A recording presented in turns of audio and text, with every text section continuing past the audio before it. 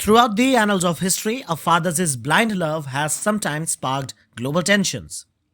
Take Abraham's near sacrifice of Isaac, which resonates deeply in the religious narratives. More tangibly, the Kaiser Wilhelm II's complex relationship with his father and the British royal relatives contributed to the tensions leading to World War I. In the 21st century, the saga continues, but with a slight twist.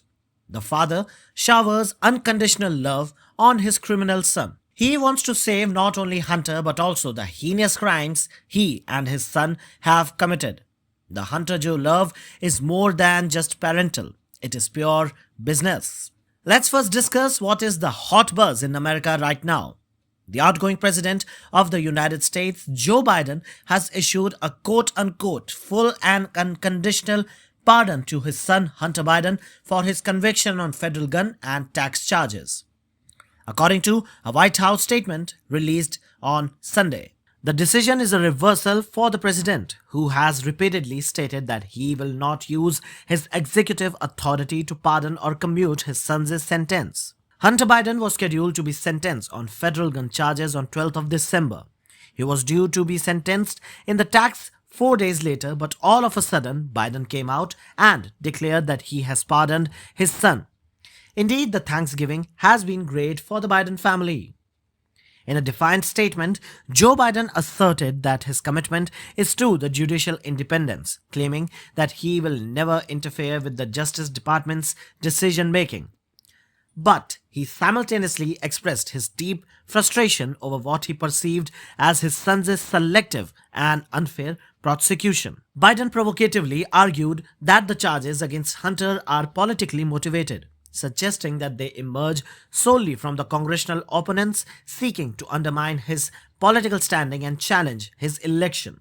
Hunter Biden's legal trouble are actually very substantial. In June, he was convicted in Delaware on 3 felony counts related to the 2018 handgun purchase, where he falsely claimed that he was not a drug user on the purchase forum. Subsequently, in September, he pleaded guilty to 9 federal tax charges in Los Angeles, opting for an open plea that leaves his sentencing entirely to judicial discretion. The tax charges alone could have resulted in up to 18 years of imprisonment, while the gun charges carried a potential 25 years of sentence.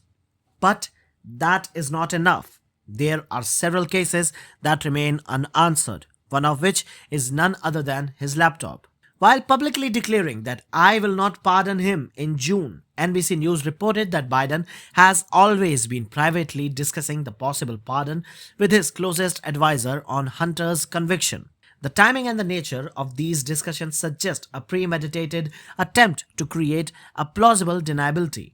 Even the White House press secretary Karine Jean-Pierre had consistently maintained the facade, claiming that Biden's position has not changed. But then this has happened immediately after Biden and his party lost the election in a landslide Trump victory. Doesn't this all sound fishy? Well, of course it is, because the man, the big guy, knows that if Hunter is convicted in more cases and investigation deepens, Joe Biden himself stands in the crosshairs. Hunter Biden's legal situation is quite tricky. He will face tough questions that might expose his dad's involvement in the shady business deals. The key issue is an email where Hunter was linked to a 5 million Chinese deal, where Joe Biden is referred as the big guy. However, whenever asked about a 10% stake in a venture with the CEFC China Energy, Hunter has always played dumb, saying that he doesn't know what his partner James was talking about. Hunter Biden, with zero energy sector experience, landed in a cushy $50,000 monthly board position in Burisma Holdings in 2014, coinciding with his father Joe Biden's role as the US president overseeing the US-Ukraine relations.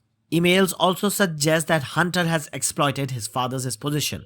Joe Biden controversially threatened to withhold a $1 billion loan guarantee unless Ukraine fired the prosecutor Viktor Shokin, who was investigating the Burisma.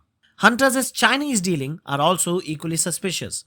His equity firm helped China to acquire the world's largest cobalt source just weeks after traveling with Joe on Air Force Two. He also received millions from Moscow's former mayor wife and other international investors during Joe's vice presidency. The scandal has deepened with two laptops revealing the potential blackmail vulnerabilities and murky international business transactions. And so Biden's unwavering love for Hunter has inflicted massive collateral damage on his own political career. The real vulnerability never lied in Hunter's political testimony. It has always been Joe Biden fearing for his own political and personal life. Because Hunter Biden's potential testimony can expose Biden's direct involvement in potential illegal business transactions, which by no means will be a great news for the Democrats and the Biden family. This is no longer about simply protecting his son. It is a calculated effort to conceal widespread family financial misconduct. The endgame isn't just pardoning Hunter. It's about Biden preemptively pardoning himself.